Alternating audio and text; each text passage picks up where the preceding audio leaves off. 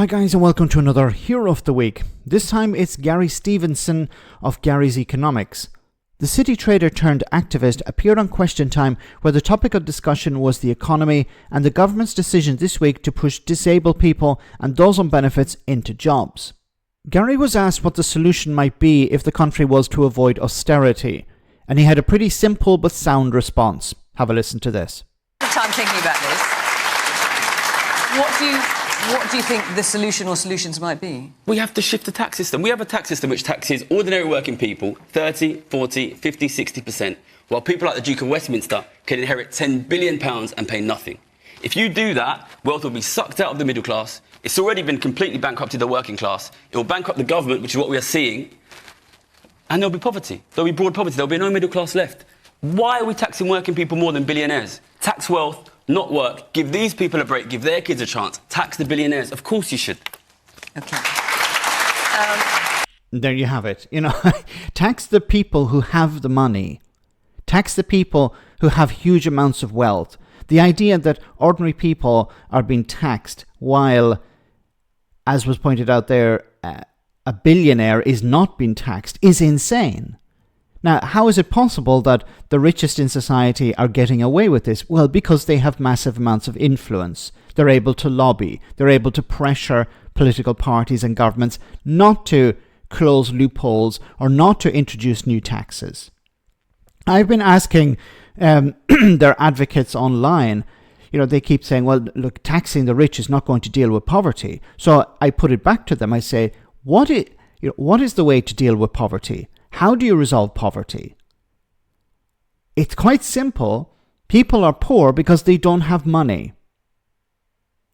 Jobs don't pay enough, or the welfare state doesn't support them enough. So the solution is to give them more money, to increase their wages, or to increase the support they receive from the state. Now, it makes no sense whatsoever that somebody who's not working is not paying their fair share. Somebody who's receiving a huge amount of money through inheritance is not paying their fair share. People who are not working are also receiving huge amounts of money and avoiding paying a lot of taxes because they're paying capital gains tax as opposed to income tax. Why is capital gains tax charged at a lower rate than income tax? When in one case you're not actually doing any work, while in the other you are going out, traveling to work, putting in those hours, taking abuse from your employer or whatever.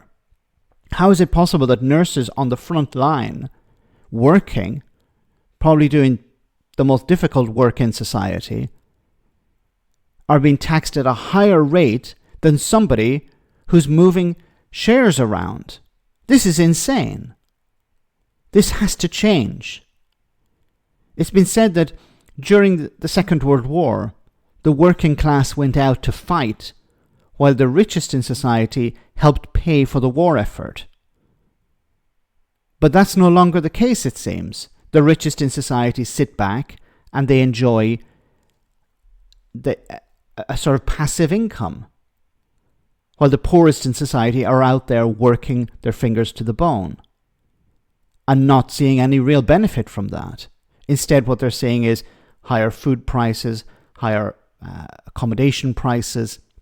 Everything is more expensive for them. And any small increase in inflation really impacts them, while the richest in society are protected. So that has to change.